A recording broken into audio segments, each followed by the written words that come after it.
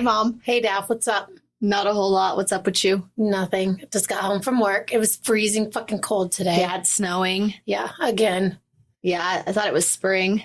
Yeah, it's not. Yeah, not really. Not really spring. Not really spring-a-ling-ding-a-ling. It is not. And our spring is our fucking beaver lied. It's a, I was going to say a warthog. It's a fucking groundhog. Oh. It's not a beaver or a warthog. It's a groundhog. The beaver lied. He's only 39% accurate, according to statistics. Well, and he lied. And Colorado's... And he's not even a beaver, so I lied. Or a warthog. Yeah, none of those things. Colorado, the snowiest months are the spring months. But it's still February. Technically not spring. But that being said, not only is it snowing, it is cold as fuck today. That being said, I just totally put my head down in sadness and disbelief. That it's February? That it's snowing. Oh, sorry. And cold. I keep thinking it's January. When it snows, I'm like, well, it's only January. And I'm like, oh, wait, it's February. I know, and it's like halfway through the month. Yeah. Like more than halfway. Yeah. How that happens, I don't know. I'm doing math. I guess it is. We're trying to figure it out. All right, Mom, what's your disturbing fact? Oh, my God. You are going to just be so grossed out by this. Oh, God, you're giving me a gross one? Yeah. Not only is it disturbing, but it's vilely disgusting. Oh, God. All right, let me have it. Sorry. I have this throat thing happening again. Always. Beaver? I don't know. Yeah, I have a beaver in my throat. There's a beaver in my throat. Get it out. Okay, so are you familiar with the band, the Ramones? Yes, I am. Okay, I'm like, Actually, please tell me that you are. Well, You had a look on your face, and I'm like, oh my God. Well, no, it just took me a second to figure out. But yes, I do know who the Ramones are. Okay. Yes, I do. I couldn't. Yes, I know some of their songs. I mean, like, I don't specifically, like, know them. It's not like we're on, like, speaking terms and, like, I text them all the time. But, you know. You know of them? I know of them. Okay, this is a direct quote from the book called Please Kill Me, The Uncensored Oral History of Punk by Legs. Oral history? Oral history. That means verbal or something else. That's what I'm like, oof. By Legs McNeil. And this is so gross. His name is Legs. We're not judging. His name is Legs. I thought we were, but all right.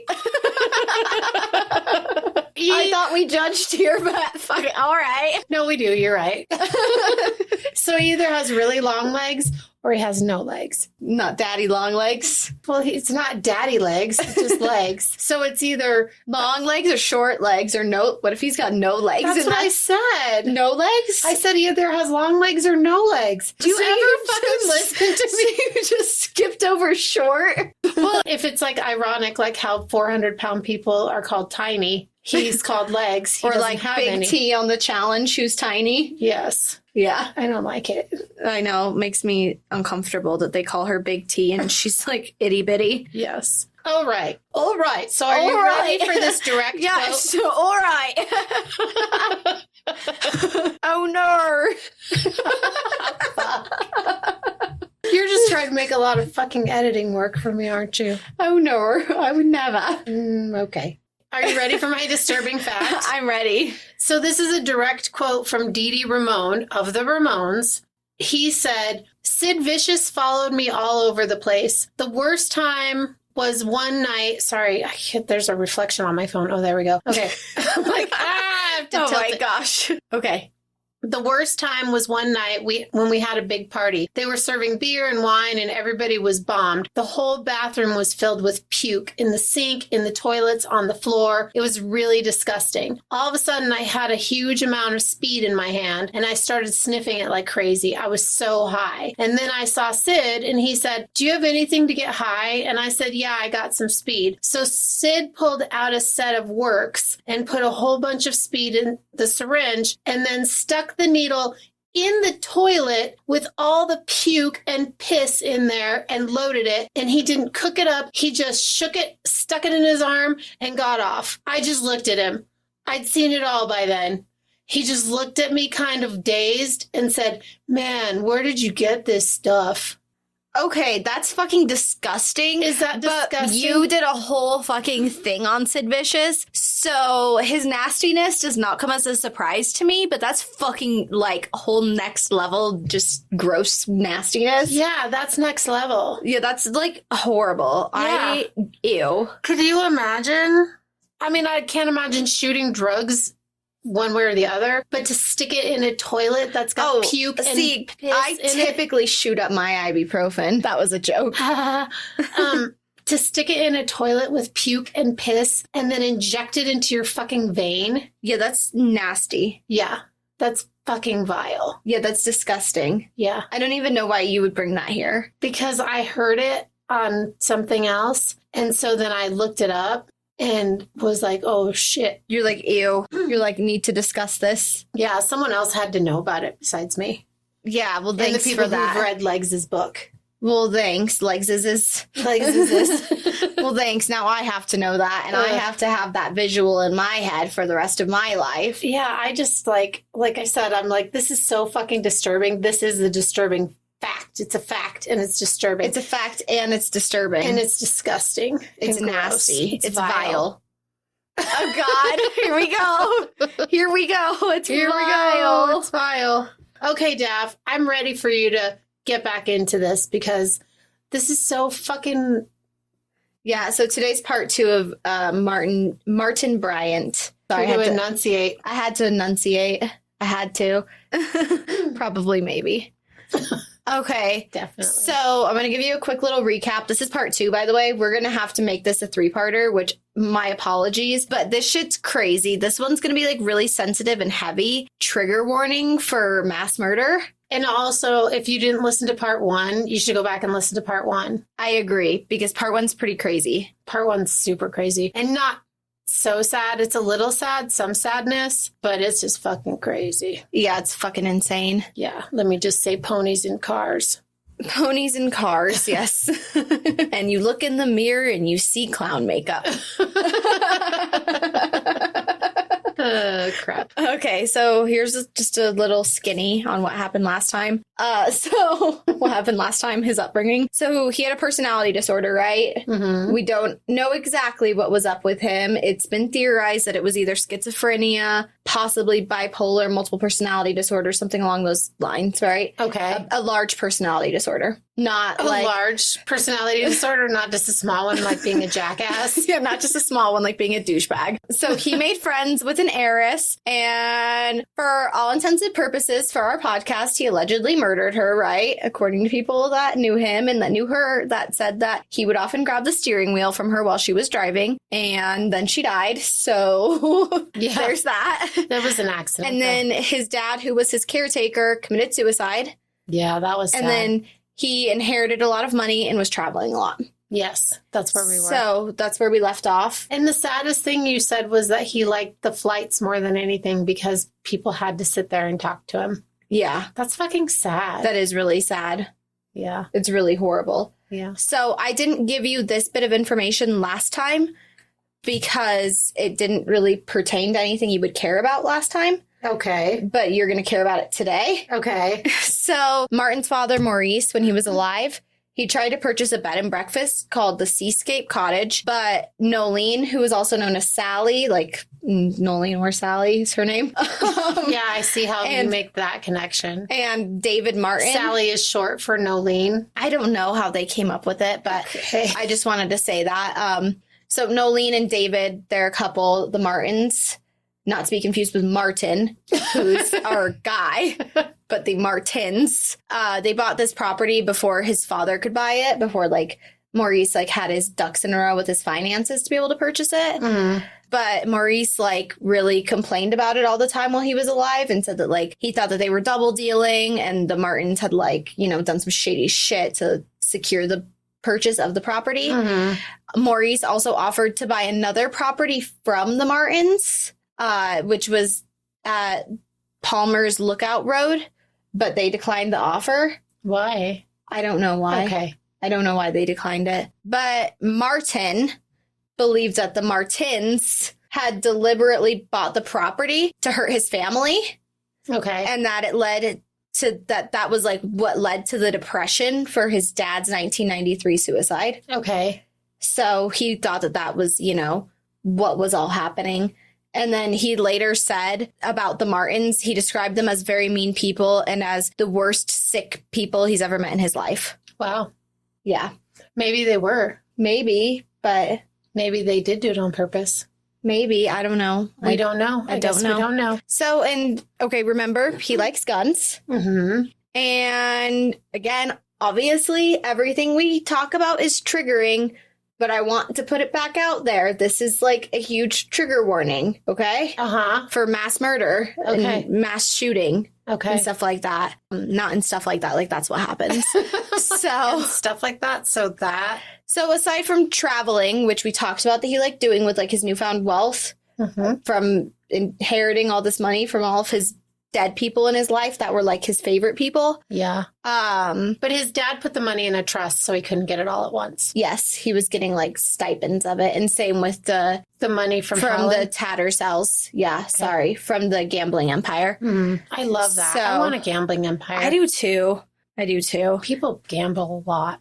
I want to start a gambling cult. That's what I'm going to do. Oh, yeah, that's a great idea. So where we left off was in 1995, right? But in 1993, he bought an AR-10 semi-automatic rifle through a newspaper ad. And then at some point, he also attempted to find an AR-15 rifle. And then he couldn't, but at some point, he was able to actually legally purchase an AR-15, along with an L1A1 self-loading rifle, which is a battle rifle, and a USAS-12 automatic shotgun. That's a lot. Yeah. So he's accumulating guns now, right? Mm-hmm. And at some point also, leading up to everything, he purchased a large sports bag, which he used to load all of his ammo into. Mm-hmm. And he, I guess, like really put a lot of thought into this bag. Like he went and like measured every single bag that was available to make sure it would fit all of his ammo. So he like really put a lot of thought into this bag that was going to be carrying. I'm thinking of like a hockey player's bag or something because they're fucking huge. Similar to that. Yeah. I believe it's similar to that anyway. There's no pictures, but. Okay. In 1995, he was also very suicidal and said that this is a quote, "I just felt like more people were against me. When I tried to be friendly toward them, they just walked away." That's sad. Yeah, it is really sad. And then when he was 27, he had a girlfriend. Well, that's good. She was 16-year-old Mary. Oh, yeah, that's not good. Never mind, I take that back. And they dated for 8 months, and he took her traveling a lot. And where are her parents? I don't know. I have no idea. After everything that's going to unfold that we're going to discuss and talk about, she did an interview. I think this must be like a newspaper or like some kind of news thing, but it's called Sunday Night. Okay. And she told them that she was initially interested in Bryant for what he had to offer as a person, but she wasn't attracted to his $500K inheritance, which he had acquired through one of his adult friends. Gotcha. So that's what she had to say about it. She said she didn't care about the money. She just liked him. She said she liked him, yeah. But she also said that she didn't think he was smart and he was always trying to impress her. And he reportedly was very smitten when he met Mary. Mm-hmm. And even though they obviously had an 11-year age difference and she was a minor, even though I don't really know if that's being a minor in Australia. It's still a minor. It's still, yucky. I don't know if it's a minor in Australia. It is. Well, I don't actually know. That's what I'm saying. I don't know what the laws look like. Okay. It's a minor in the United States, and therefore it's yucky. And even if it's not a minor, it's yucky. Even if it's not a minor, what do you mean? Even if it's not a minor, it's yucky. Even if she's not legally considered a minor, it's yucky. Yes, okay. Okay, sorry. Because she's 16 and he's 27, yeah. Yeah. Gross. Yucky. He asked her to marry him. Okay. And then in an interview with the Herald Sun, she said that he was obsessed with teddy bears, dolls, violent videos, and describes him as strange, but very, very nice. And then this is another quote from her. She said, "He had long blonde hair, blue eyes. He had huge muscles and was rich. I did like him a lot." And then she also said that he shaved his chest to look more like a woman. And he brought back videos from Scandinavia, which featured bizarre animal sex acts and bestiality. He also had more than 200 teddy bears and dolls that were scattered throughout the Clare Street house. And she thought he was really cute, but could be so childish. And she said that his favorite film was Child's Play 2, which we know is Chucky. Yes. And he used to go on about it all the time. And then, we know that Chucky, comes to life. Obviously, it's a doll that comes to life and kills. Mm-hmm. Obviously, duh. Well, we know that. There was a phrase out of that movie that he used to say, which was, "Don't fuck with the Chuck." I like it. I like it too, but I don't like that he said it. Yeah, I don't know. That's a very fucking odd combination, all the things you just said. Yeah, I'm just reading. Okay, hang on. I have one more thing. There's more. So he used to get excited when he'd say that and he'd think he was really cool. That's what she had to say about it. When he said, "Don't fuck with Chuck." Okay. Or "Don't fuck with the Chuck." Don't fuck with the Chuck. I'm going to have to start saying that. Yeah, me too. Don't fuck with the Chuck. Well, I already say chuck it in the fuck it bucket. Don't fuck with the Chuck. don't chuck with the fuck. Don't chuck with the fuck, y'all. No. That's what I was talking about when I said I knew you were going to ask me about the girlfriend stuff. Okay. That's why I had to include all of that. Well, God, I'm glad you did, because that was a lot. Yeah, and it was informational. Yeah, it's very informative of who he is. Yeah, putting together a picture of Martin. Plus, I didn't picture him having long blonde hair and blue eyes. I don't know why I pictured him. Can I just say, if he wasn't a criminal, or maybe, I don't know, I feel like the Britney Spears song, "I'm in love with a criminal, mama." Okay. Not actually, because after everything you hear and all that, no, he's, on the surface, he's actually very attractive. He's very pretty. Okay. And I never thought I'd be one of those girls who said that, but here we are. Okay. Yeah. Excuse me. I didn't picture that. I still don't know what he looks like, but I have a better visual, because what I pictured him to look like Lenny in Of Mice and Men. I think it's Lenny. Yeah. I think so. I think Lenny is the one who you're thinking of. Yeah. So he doesn't look like that. He does not look like that. Daphne just showed me a picture of him. Yeah, no. He's not that. He's not that at all. He's I would say, your stereotypical, surfer kind of looking guy. Yeah, for sure. Yeah. You need to do a gram. I will do a gram. I just haven't done one because we've been sucky at the gram. We've been sucky at the socials. Yeah. But we will be better. Okay, anyway, back to your regularly scheduled program. On April 28th, 1996, 28-year-old Martin Bryant woke up to his alarm at 6 a.m. During interviews following all of the events, his current girlfriend, who was named Petra Wilmot, and we don't really know a lot about her. We just know that she basically became a recluse and said that she didn't love him after everything that's going to unfold. Okay. And other family members stated that he never used an alarm clock. That was not a thing that he did. Huh. And 2 hours after, his girlfriend, who was spending the night with him, right? Mm-hmm. She left to go visit her parents. And after that, he left with all of his weapons in the sports bag full of ammo. Okay. And when he left the house, he was driving his yellow 244 GL sedan, yellow Volvo. Did I say that Volvo? No, I was like, what's a GL? No, sorry. I skipped right over that. His yellow Volvo 244 GL sedan. He was just driving about in the area. Mm-hmm. And then he went and he purchased a cigarette lighter. Not a cigar lighter. I don't know why I said cigar. Either way. A lighter. A lighter that lights things. Yeah. A bottle of tomato sauce. Okay. A cup of coffee. All right. And $15 worth of gas. Okay. And during 2 of the purchases, he told both the attendants at the convenience stores he went to that he was going out surfing, even though the weather wouldn't have made surfing conditions very good because it was a really calm day. Okay. And I have a question. Did he get gas for the car, or did he fill gas cans? He filled gas cans. Okay. Sorry. I should have said that. No, yes, that's he filled gas cans. So by 11:45, Martin, he arrived at the property Seascape.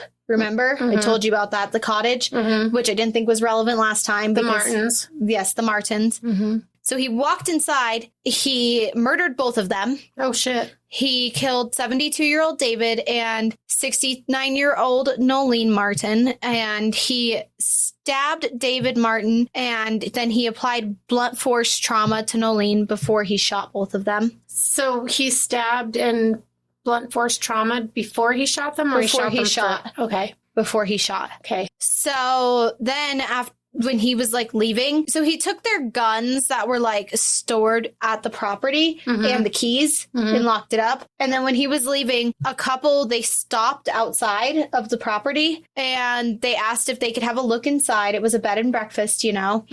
And he told them that they couldn't because his parents were away and his girlfriend was inside. And then they said that he was like rude and they kind of felt uneasy about it. And he said that then they left at about 12:35. And then after this, he stopped at a car that had been pulled over due to overheating, like after he left, and talked with two people that were in the car. He said that they should go to the Port Arthur Cafe for some coffee later.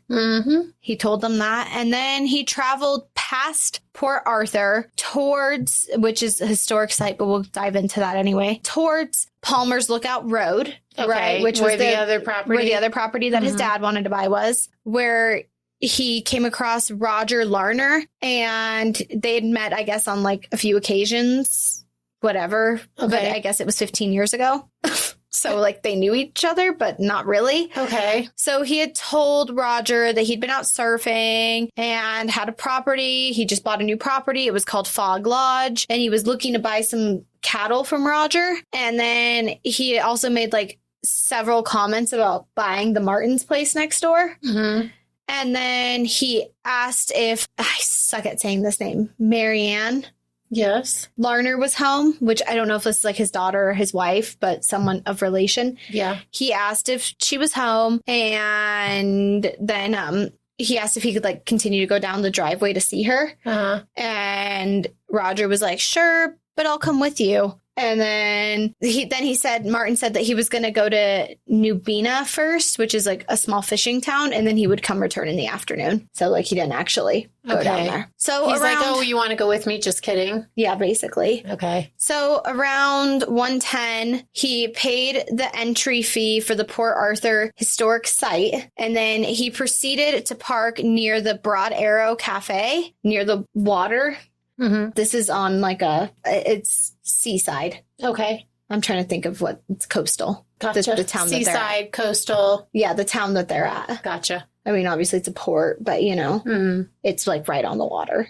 So the site security manager, he told him to park with the other cars because the area that he tried to park in was reserved for camper vans, and that the parking lot was busy that day. And Martin moved his car like to where he was told to move his car.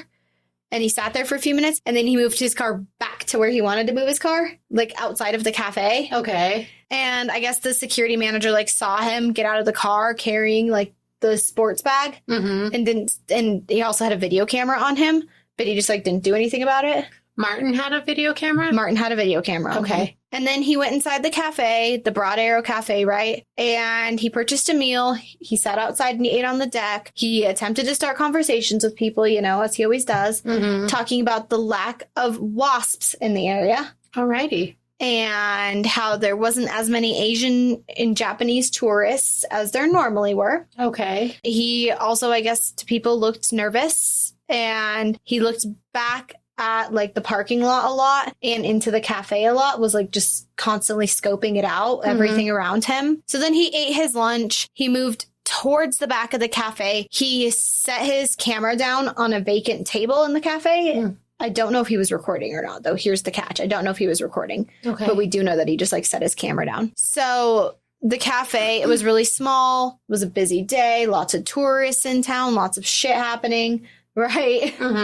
Then Martin pulled out his rifle and shot 48-year-old William, I'm so going to butcher this, Ching, I don't know how to say that. It's NG. I don't know how you say that. And 32-year-old Su Lang Chung, who were visiting from Malaysia. He then fired a shot at Mick Sargent, who grazed his scalp, knocked him to the floor. Then he fatally shot Sargent's girlfriend, who was 21-year-old Kate Elizabeth Scott, which then he hit her in the back of the head. Then he turned to 28-year-old New Zealand winemaker Jason Winter, who had been helping the cafe staff because it was so busy. And then he turned toward Winter's wife, Joanne, and their 15-month-old son, Mitchell. And Jason threw a serving tray at Martin in an attempt to distract him. And Then Joanne Winter's father pushed his daughter and grandson to the floor under the table. Then 44-year-old Anthony Nightingale stood up after like the sounds of the shots. He yelled, "No, not here." And then Martin pulled the weapon or pointed the weapon at him, pulled the trigger as he leaned forward and as Nightingale leaned forward, as Anthony Nightingale leaned forward. And he was shot through the neck and the spine.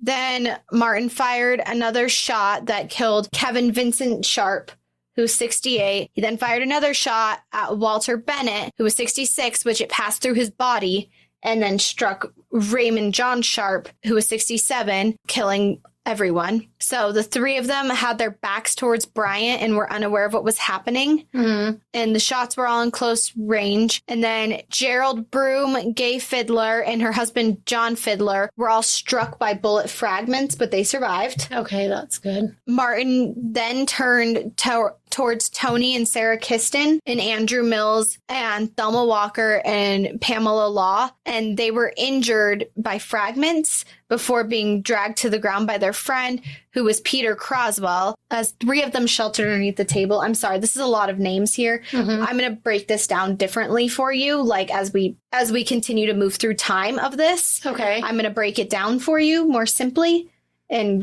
But anyway, I'm just getting through like the events It's a lot of what's taking. Yeah, you just wait for it. Great. So then he moved just like a few paces away and started shooting at the table where Graham Collier, something like that, Carolyn Lawton, and her daughter Sarah were all at this table. Graham was shot in the jaw. Sarah Lawton ran towards her mother, who had been moving between tables. Carolyn, she threw herself on top of her daughter. He shot Carolyn in the back. Her eardrum was ruptured, obviously, because it was so fucking loud. And even though Carolyn tried, her daughter had been shot in the head. Oh, jeez. I don't like this. I don't like it either. Okay. But I mean, it's a very impactful case, though, which is going to be like what part 3 is about. Okay. So then he pivoted around and he shot Mervyn Howard. The bullet passed through him, through a window of the cafe, and hit a table outside. Jeez. He then shot his wife, Mary, in the back and in the head and in the neck. And then when he was near the exit, he was preventing people from escaping. That's why he was near the exit at the back, right? Yeah. And then he moved towards the gift shop. And as he started moving like towards the gift shop right there, Robert Elliott stood up. He was shot in the arm and in the head, but he survived. Good. So Lucky. yeah, seriously. Yeah. Okay. From the first shot that he pointed at William, right? All of these events, all of this took place in 15 seconds. Are you fucking kidding? Nope. High-powered semi-automatic rifle. Yeah. Gotcha. He fired 17 shots, killed 12 people, and wounded 10 more people. Jeez. So we're gonna go back. We're gonna remember the victims of the cafe right now. Okay? And I really tried to do my due diligence and find out as much as I could about these people. There's not a ton out there on a lot of them. So maybe if I could gather more information for part 3, I'll bring it back for part 3 and like talk more about them. Okay. But this is what I could find. There was William Cheech, I don't know how you say it, NG, who was 48, and Soleng Chung, who was 32, and they were visiting from Malaysia, right? Kate Scott, who was 21, and she was about to start a new job. Anthony Nightingale, who was 48, brothers Kevin Sharp, who was 68, and Raymond Sharp, who was 67, and their friend, 66-year-old Walter Bennett, and they called him Wally. And Kevin, he was killed while shielding his wife from being killed. Andrew Mills, who was 49, Tony Kiston, who was 51. He was a Salvation Army officer, and he said he passed away in his wife's arms. And he said to his wife while he was passing away that he was going to be in the arms of the Lord. And Sarah Lawton, who was 15, and her mom tried to protect her, right? And Mervyn Howard, who was 55, and his wife Mary, who was 57. And they were active members in their small community in Central Victoria. They were well respected. They were avid churchgoers. He was the secretary of the Ballarat Football League for 14 years. and they had 5 children. Jeez. That's so horrible. It's so sad, right? Yeah. And I hate it when, and I'm sure you're still going, right? That's the list of the cafe. Okay. Yeah. It's just, when people get murdered like that and how it affects so many other people. Yeah. It's not just like those people got killed, but all those people's families and friends and everything got affected. And then, of course, you can't find anything out about him. You know everything about Martin Bryant, even how much he weighed when he was born. Yep. But these people, the victims. Yeah. The people that made him infamous. Yeah. Because he's a fucking asshole. Yeah. Yeah.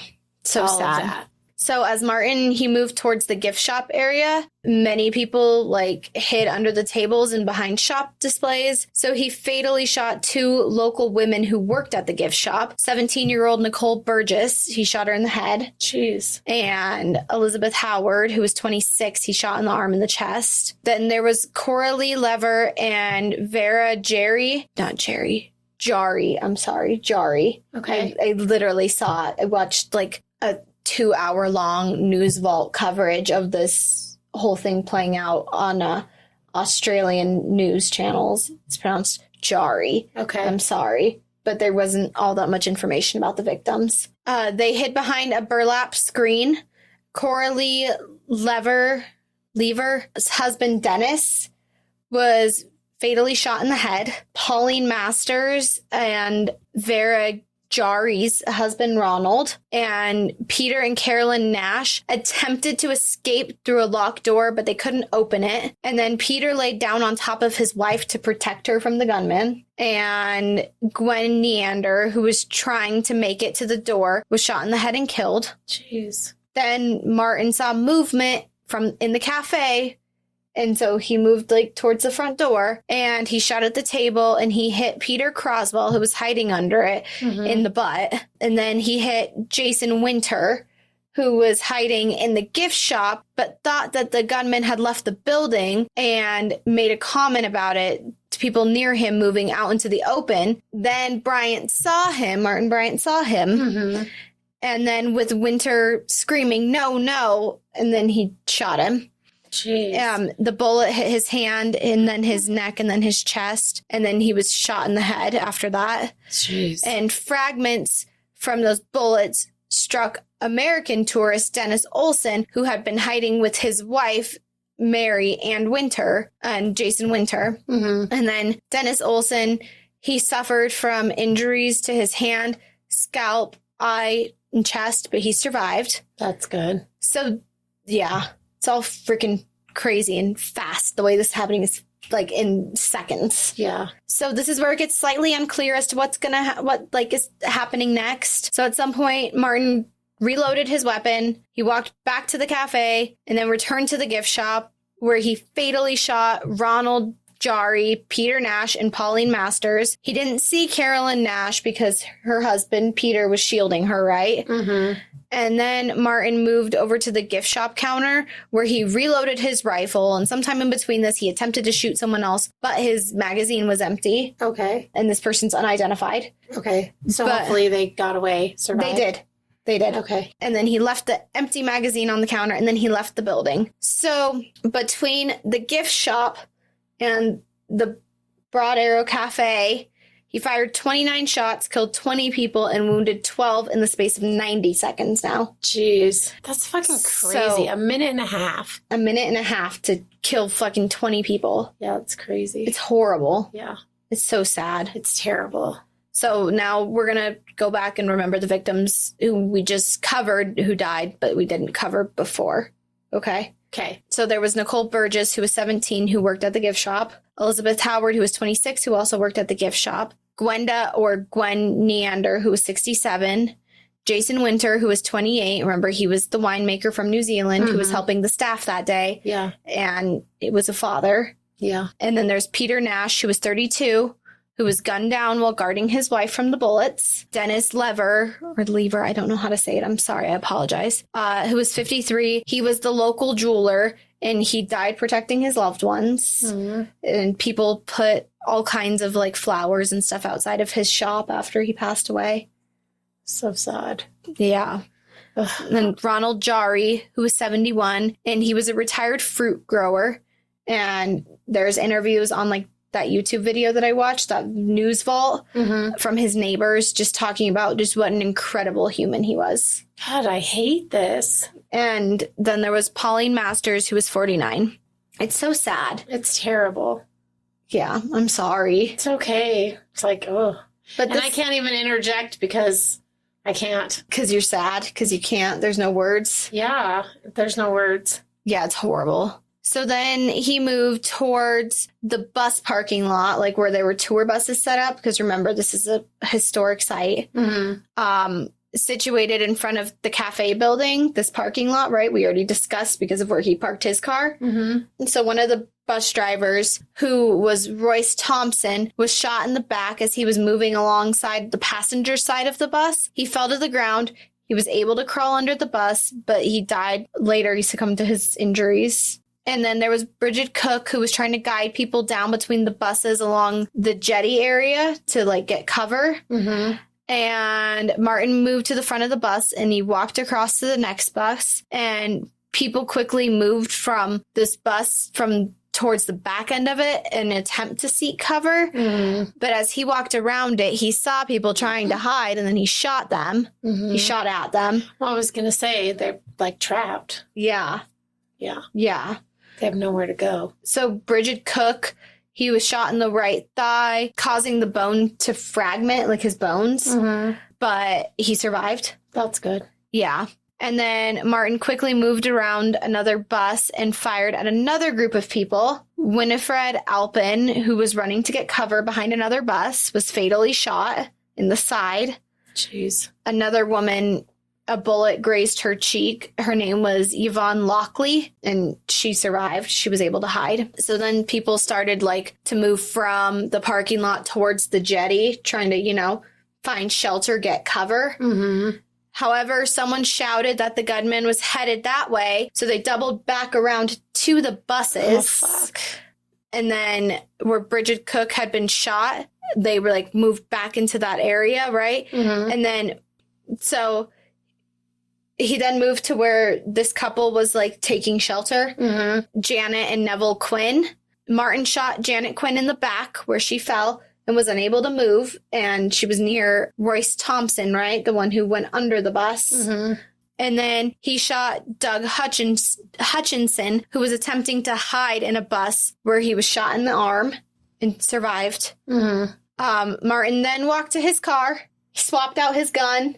He grabbed his L1A1 self-loading rifle, which was the battle rifle, right? And I think he must have had one of his ARs on him. Yeah, so he swapped out his gun. He then went back to the bus where Janet Quinn was laying down because she was injured, right? Couldn't move, yeah. He gave her like paralysis.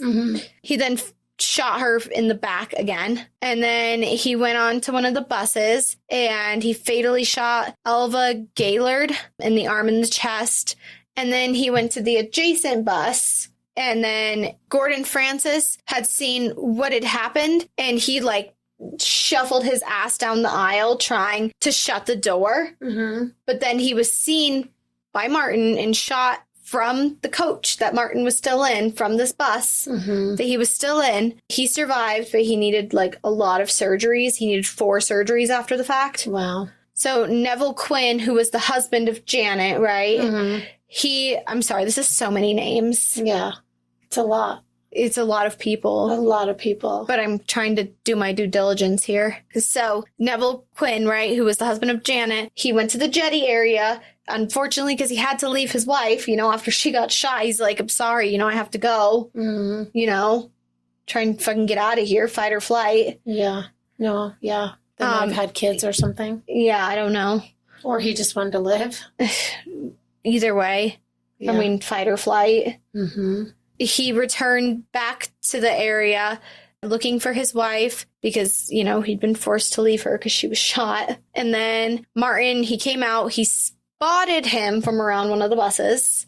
He fired at him at least twice before Neville Quinn ran onto a bus. And then Martin entered the bus. He pointed the gun at his head, at his face, and he looked at him and he said, "No one gets away from me." And then Neville Quinn, he ducked and he realized that Martin was about to pull the trigger, and the bullet missed his head, but it hit his neck, which momentarily paralyzed him. Mm-hmm. So then at this point, Martin got in his car and he started leaving Port Arthur. Jeez. People said that they thought that this shooting was like a reenactment of sorts, right? Because Port Arthur, I haven't told you this yet, was a penal colony. Okay. So there were cannons around. People were on tours there, right? It was historic. Like, people thought that they were a reenactment. So people are literally headed towards the shooting. People are going to go see what the fuck is up. Because they think it's like they think it's part of it. Yeah, they think it's believing like it's part of their historic tour, or like what's supposed to be happening at Port Arthur. Oh, that's fucking crazy. So Ian Kingston, who was a security guard, which this whole area is turned into an open air museum at this point, right? And like there's obviously like the gift shop and the restaurant that we talked about, said that when Martin Bryant began shooting, he dove for safety and shouted for visitors outside to flee the area. The tourists, he said that they just wrote it off as thinking it was part of the historical reenactment until Kingston saved their lives. Ian Kingston did not try to go back into the cafe. He said, "You don't get a second chance with a gun like that." Nope. And then he also said, this is really sad. This is him speaking of everything after the fact, obviously. He also said, "Should I have waited until he came out? Should I have tried to tackle him? Did I do the right thing? Would I have saved more lives if I tried to tackle him rather than have people get away from the front of the cafe?" So that's really sad. It is sad. Because survivor guilt. Yeah, survivor guilt for sure. So now let's recap again the victims of the outside of shooting. Okay. So there was... Oh, and his death toll's at 24 now.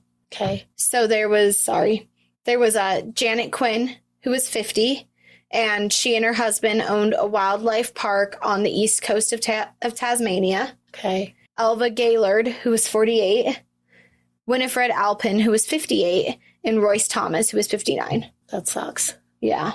It's really sad. It's really sad. Oh, this next one is just horrible. Oh, okay. This is all horrible. I'm like, this one, like, I was able to find a lot. Okay.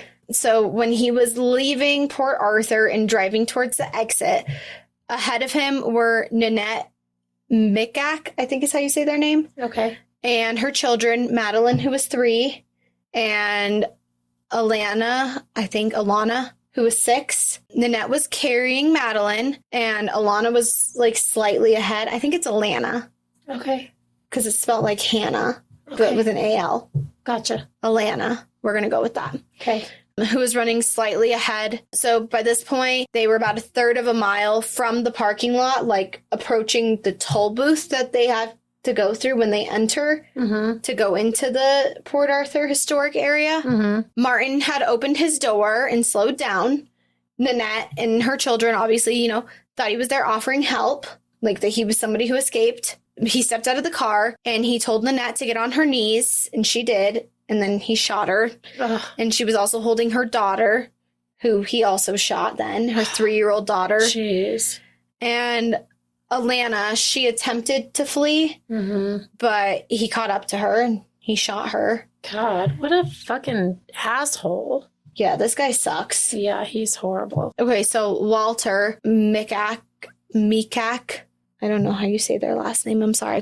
There was no like part about this in like a video or anything. Alana and Madeline's dad and Nanette's husband. He started the Alana and Madeline Foundation in 1997 with Dr. Phil West, Gay and John Fiddler. The two of them that were in the Fiddlers should sound somewhat familiar because they were in the cafe, and some others who were impacted by this horrible day. And this is directly from the website. This is directly from them.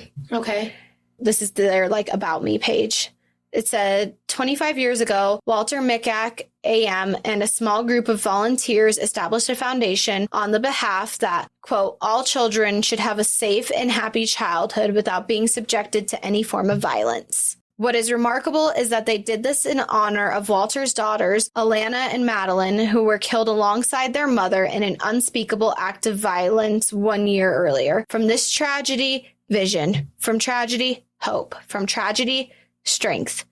Today, we in turn honor Walter Micak, AM, and the impact of the Alana and Madeline Foundation has made. This form of violence and its effects may have changed, but our founding belief has not. We uphold the rights of children and young people to be safe. The right to be safe at home, at school, at play, the right to be seen and heard and valued, the right to go online without abuse, the right to go to sleep without fear, the right to heal, the right to grow, and sometimes the right to unconditional love of a teddy bear when needed most. Now, through Dolly's dream for their right to be safe from bullying online, at school, and beyond. We fight for these rights, not just because children are precious, they are, and not just because our instinct is to protect them from the world, it is, but because only when young people are safe, they can also be happy, hopeful, and strong. Only when they're safe, it is their best future possible. That's why we're here. That's why we do what we do. It's their right. It's our reason. Aww. I know you're crying. I'm tearing up. And then this is the impact Because that... it's so fucking sad. This is the impact of the foundation. So as of when we're recording this, these are always like live updated, I've noticed through the website, but as of when we're recording this, they've helped 29,313 children. They've benefited from support for dealing with trauma. 1,876 children have had a safe and supportive space in their cubby house. And the Cubby House is a safe haven for children and young people at the Melbourne and Broadmeadows Children's Courts. They've educated 2,580 children and young people through their digital schools. They have delivered 114,000 buddy bags to children and young people at time of crisis. And buddy bags, it says they provide essential material for a child who may have nothing but the clothes they are wearing. I know. We're going to have to pause this and cry. No. We need to finish it because, geez. Yeah, it's horrible. This one's like really fucking bad. Yeah. They're all just bad. It's bad. So Martin then drove up to the toll booth at the exit of the historical site where there were several vehicles. However, he decided to block a 1980 gold BMW 7 Series owned by Mary Rose Nixon. And inside was Mary Rose Nixon, the driver, who was Russell James Pollard, and passengers Helen and Graham Salzman. An argument with Robert Salzman ensued, and Martin took out his rifle and he shot him. Jeez. Russell Pollard emerged from the BMW and moved towards Martin before also being shot. Martin then moved to the BMW and fatally shot Mary Rose Nixon and Helen Salzman before removing them from the car. He then moved all of his ammunition, his handcuffs, his rifle, and the fuel container to the BMW before he drove off in it and just left his Volvo behind. So when he stole this car, he killed the 4 passengers, who were Mary Rose Nixon, who was 60, Russell James Pollard, who was 72, Helen Salzman, who was 50, and Robert Salzman, who was 57. Jeez. Yeah. So 28. 28. Okay. So then... No more than that, right? Because we're at 24, and then he got those 3, the kid. Oh, yeah, the 3. The 2 kids and the mom. Oh, yeah. So that's 27, and so then there's 4 more. So we're at 31. We're at 31, yes. Okay. That's a lot. Yeah. 1 is too many. Yeah. Especially for no reason, other than you're a scarred human being, obviously. 1 is too many in any case. Yeah. Martin drove up to the service station in front of the Port Arthur General Store, where he cut off a white Toyota Corolla that was attempting to exit onto the highway. Mm-hmm. Glenn Pears was the driver. He was with his girlfriend, Zoe Hall, who was in the passenger seat. He quickly exited the car with his rifle, and he tried to pull Zoe from the car. And then Glenn got out of the car and approached Martin. And then Martin pointed the gun at Glenn. He then pushed him backwards. And then he opened the trunk of the BMW, demanded him get inside of it. And so this is the first time he's taking a hostage. Mm-hmm. And then he moved back to the passenger of the Corolla, who was Zoe Hall. Mm-hmm. She attempted to climb over the driver's seat and get out. But then he fired 3 shots and killed her. Jeez. So when he pulled over this car, he only killed Zoe, right? Mm-hmm. I'm recapping as I'm going. I'm sorry. Okay, so as he pulled over, he only killed Zoe this time. Mm-hmm. He took Glenn Pears as a hostage. So Zoe Hall, she was 28 years old. She was a Sydney solicitor. She was in Tasmania for her friend's birthday. And people said that she just lived for everything, that she was just full of life. That sucks. Yeah. So now at this point, Martin was headed back to Seascape, right? Mm-hmm. Bed and breakfast. And as Martin drove down to Seascape, he shot at a red Ford Falcon, which was coming the other way. He smashed it, or he got the windshield, right? Mm-hmm. And then when he got to Seascape, he got out of the car. And then there was a Holden Frontera 4-wheel drive vehicle that drove up along the road. And he's in the vehicle. They saw Martin with his gun, but thought he was rabbit hunting. Oh, geez. So they slowed down as they passed him. Then he fired into the car. The first bullet hit the bonnet and broke the throttle cable. Mm-hmm. And then he fired at least 2 more times as the car passed, breaking all the windows of the car. Jeez. And one bullet hit the driver, Linda White, in the arm. And then another vehicle drove down the road, which had 4 people in it. It was not until they were almost adjacent to Bryant that they could see that he had a gun. And then he shot in the car, smashed the windshield. Douglas Horner was wounded by pieces of the windshield. Mm-hmm. And then the car proceeded ahead where White and Wanders, the people who were in the other car, tried to get in. But Douglas Horner didn't realize the situation, and he drove on. And then when they saw that Linda White had been shot, they came back and they picked them up. And then they both, everyone continued down in this one car to the Fox and the Hound Inn, where they then called the police. Okay. Yeah, another car drove past. And he hit the passenger, who was Susan Williams, in the hand. And then the driver, who was Simon Williams, he was struck by fragments of the bullets. Mm-hmm. And then at sometime after this, he arrived to Seascape right around 2 p.m. Mm-hmm. He removed Glenn Pears from the trunk. He handcuffed him to the stairs inside by the Martins' bodies within the Seascape cottage. Jeez. And then at some point, he set the BMW on fire. Wow. And then 2 officers who were responding to the Seascape roadway shootings, who were Paul Hyland and Gary Whittle, they had arrived, right? I can't believe they only sent 2 cops. Well, they didn't know what was going on. Well, okay. But you would think that they would know from, right? And from what's happening at Port Arthur. Mm-hmm. But anyway, when they got there, Martin was firing at them. So they took shelter in a ditch. Mm-hmm. And every time they tried to pop their heads up or move their position, he would fire again. Mm-hmm. So he was essentially just trapping them where they were. Right. And so we're going to leave this here. We're going to end here because part 3 is going to be insane. Oh, okay. Not that this wasn't insane, but just everything. I want to spend time. I don't want to feel we're already at an hour, and I don't want to feel rushed talking about what's going to continue to unfold. Okay. So let me just remind you that at this point, he's killed 34 people in the space of about 22 minutes, and that's over the course of 2 hours. Yeah, it's crazy. Yeah. Crazy. Yeah. It's a lot. Yeah.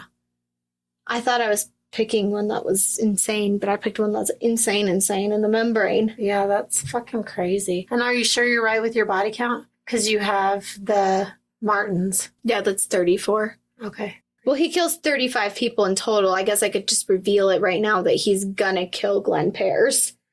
But as of now, Glenn Pears is alive, or we're leaving this off. Gotcha. Yeah. Okay. Well, This is the deadliest mass shooting in Australian history. And this is, I want to spend time talking about the impact of this case. Mm-hmm. And this is what led to all the reform in Australia and how insane it was, and talk about him and his sentencing and just how the impact. So that's what I want to spend part 3 talking about. And obviously how he got caught. Oh my God, that is insane. Okay. So that will be part 3. Okay. Well, I hope it doesn't wind up like mine, where it should have been 4 parts and then the last part was 2 hours. It won't be. Okay. Well, not that I'm criticizing. I criticize myself. If it is, then I'm going to put it as 4 parts. Yeah. Because it's insane. It's a lot. Well, I would say thank you, but I'm not meaning it. And I think, yeah. I know this one's really hard. This one's really sad. I mean, they're all sad in their own right? Mm-hmm. They all are horrible. Yeah, but terrible. I feel like the first part was like kind of goofy. And then here we are. Yeah, the first part I could make some light, but there's no light. Yeah, there's no light except for the foundation. Well, yeah, but except for what the victims and the survivors have done to be better and, have an impact. Yeah. Their impact. Yeah. No, that's good. Yeah. That's the only good that's come of it for sure. Yeah, for sure. All right, well, thanks. Yeah, you can go follow us on Instagram at That's Disturbing Podcast. Send us a DM of what you want us to research and record. And sorry if it takes us 5 years to do it because these has been a lot. And you can send us a Gmail. That's disturbingpodcast@gmail.com. And that's all I got. I'm sorry that this is going to be so long. And I'm sorry if I just sent you into stage 5 depression because same. Yeah, it's really bad. All right. Well, that's all I got. Bye-bye.